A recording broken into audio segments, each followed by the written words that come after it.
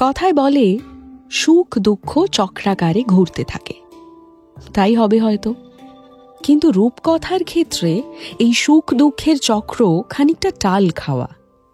যখনই সুখ আসে দুদণ্ড স্থায়ী হয় না, কোনো না কোনো এক ঝঞ্ঝাট এসে দুঃখ নামিয়ে আনে ওর জীবনে। থমাসের সঙ্গে ওর বন্ধুত্ব ওর মনে মনেই একটা বিশেষ জায়গায় গেছিল।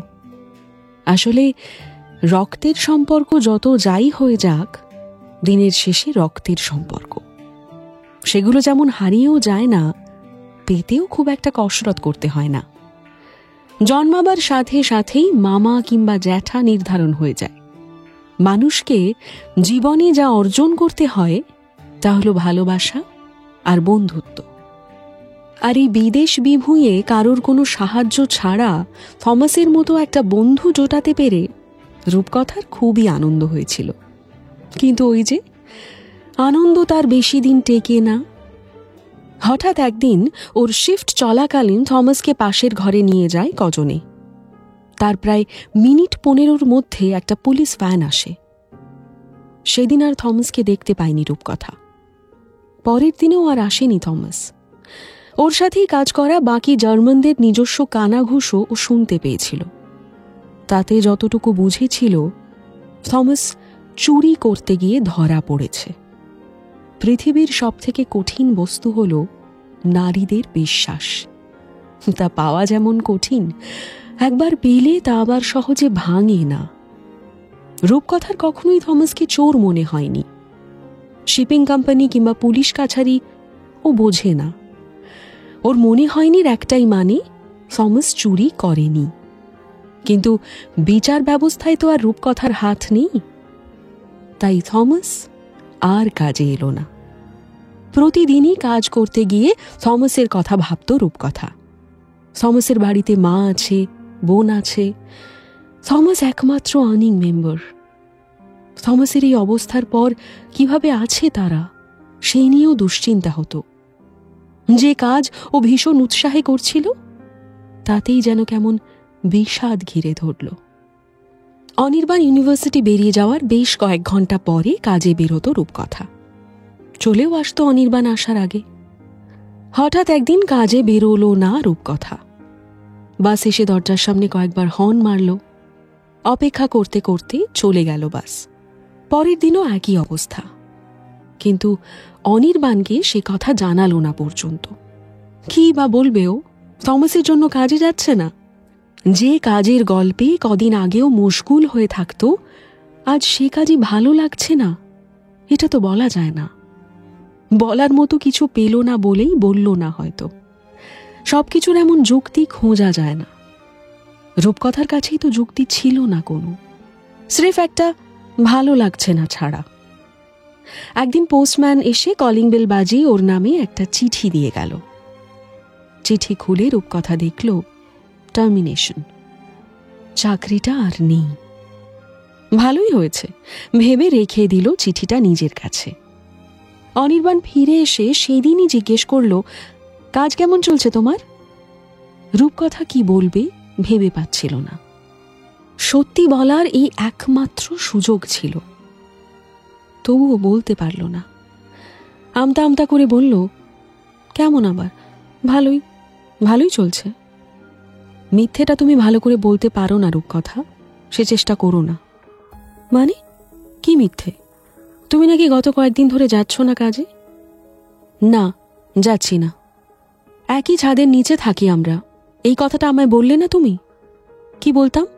এই যে যেতে ইচ্ছে করছে না, কেন ইচ্ছে করছে না সেটাও বলতে। ইচ্ছে তো নাই করতে পারে, বললে তুমি বুঝতে। তুমি বলে দেখতে তো পারতে। বলেছ অথচ আমি বুঝিনি, এমন একটা উদাহরণ তুমি দিতে পারবে? অনির্বাণ, তুমি আমায় ভুল বুঝছো। না রূপকথা, আমি তোমায় ভুল বুঝছি না। এটা বলতে পারো, আমি তোমায় বুঝতেই পারছি না। That will sound better. তুমি এই একটা ব্যাপার নিয়ে এমন হাইপার হচ্ছ কেন? আমি হাইপার হচ্ছি কেন তা বোঝার মতো বুদ্ধি আছে তোমার? তুমি আমায় বলেছিলে কাজ করবে, বলনি? নাকি আমি তোমার উপর চাপিয়ে দিয়েছি? না, আমিই বলেছি। কিন্তু কিন্তু কি রূপকথা? আমি আমার এক কলিগকে বলে কনসালটেন্সি মারফত তোমার ব্যবস্থা করে দিলাম। তোমার এই খামখেয়ালির জন্য তাকেও কথা শুনতে হলো, তার কাছে আমারও ফেস লস হলো। I am sorry Anirban. Sorry বলে কি লাভ? হ্যাঁ, ব্যাপারটা ফিল করার চেষ্টা করো। তোমার কাছে এটা আমি এক্সপেক্ট করিনি রূপকথা, বলতে খুব খারাপ লাগছে এভাবে, বাট ইটস আ ফ্যাক্ট। রূপকথা নিজের পক্ষে বলার মতো কোনো কথা খুঁজে পাচ্ছিল না। বুঝতেও পারছিল দোষটা ওরই, কিন্তু অনির্বাণের ব্যবহারটাকে সেই দোষের জন্য জাস্টিফাইড মনে হলো না ওর। চোখ দিয়ে জল গড়াতে শুরু করে দিয়েছিল। অস্ত্র হিসেবে ওইটুকুই ছিল ওর শেষ সম্বল। কাঁদতে কাঁদতেই বলল, তুমি আমায় এভাবে বলতে পারো না অনির্বাণ। বলার পর আর এক মুহূর্তও দাঁড়ালো না ওখানে, হনহন করে বেরিয়ে অন্য ঘরে চলে গেল। বিছানায় ঝাঁপিয়ে পড়ে বালিশে মুখ গুজল। ভেবেছিল অনির্বাণ ওর রাগ ভাঙাতে আসবে, কিন্তু তেমন কিছুই হলো না। আসলে অনির্বাণ এই ধরনের দায়িত্ব জ্ঞানহীনতাকে একদম সহ্য করতে পারে না, এবং ও রূপকথাকে রাগের মাথায় কিছু বলেনি। যা বলবে ভেবেছিল সেটুকুই বলেছে। তাই বলা কথাগুলো নিয়ে ওর মধ্যে কোনো খারাপ লাগাও ছিল না। ভেবেছিল নিজে থেকেই ভুল বুঝতে পারবে রূপকথা, পেরেও ছিল হয়তো, কিন্তু স্বাভাবিকভাবে অনির্বাণের সাথে পরের দিনও কথা বলল না। অনির্বাণ এই ধরনের জেদকে আশকারা দিতে শেখেনি। রূপকথার ভুলে যদি ওকেই মাথা নত করতে হয়, তাহলে আর কিসের উপলব্ধি? কিন্তু সম্পর্ক তো এত শক্ত কথা বোঝে না, সে চলে অভিমানের ভিত্তিতে।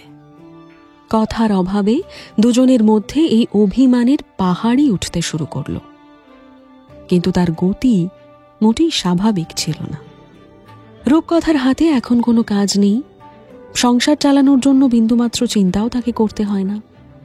তাই অনির্বাণের ভুল ত্রুটি খোঁজার অনেক ফুরসত ও এমনিই পাচ্ছিল, কিন্তু কোনোটাই খুব একটা জুতসই হচ্ছিল না। অনির্বাণ পড়েছিল আচ্ছা ঝামেলায়, মচকাতেও ওর মন সায় দিচ্ছিল না। ভাঙার তো কোনো প্রশ্নই ওঠে না। কি যে করবে ভেবে পাচ্ছিল না, ভাবার সময়ও যে খুব পাচ্ছিল সেটা বলা যায় না। পোস্টডকে কাজের যথেষ্ট চাপ আছে। বাড়ি ফিরেও ল্যাপটপ মুখে দিয়ে বসতে হয়। রূপকথার মুখ দেখে দুঃখ বুঝে ফেলার মতো সময় ও সত্যি পায়নি। আরও একটা সমস্যা হতে পারে, দীর্ঘদিন প্রেম করেনি অনির্বাণ।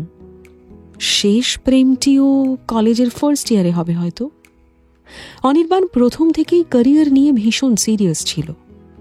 সারাদিন কথা বলার ঝঞ্ঝাট কোনোদিনই মানতে পারত না। তাছাড়া সব ব্যাপারে কৈফিয়ত দেওয়ার মতো নিয়মও ওর খুব একটা পছন্দ ছিল না। এবার আপনারা বলবেন, এমন আনরোম্যান্টিক ছেলে যখন প্রেমই বা করতে গেল কেন, আর বিয়েই বা করলো কেন? আসলে প্রেম বোধ হয় সর্দি কাশির মতো, সবারই হয়, সেরেও যায়।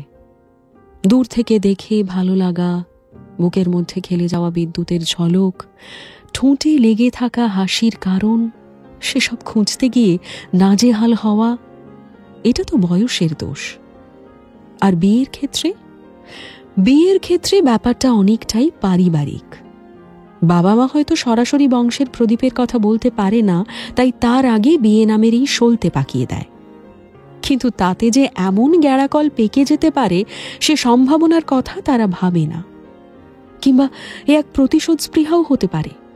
ওরা সারা জীবন অশান্তি ভোগ করে ক্লান্ত হয়ে গেছে, তাই আর কি ছেলের ওপরেও এমন এক অশান্তি চাপিয়ে দিয়েছে। সে যা খুশি হোক, কিন্তু অনির্বাণ এবার কি করবে? কাউকে কি এই সমস্যার কথা জানাবে?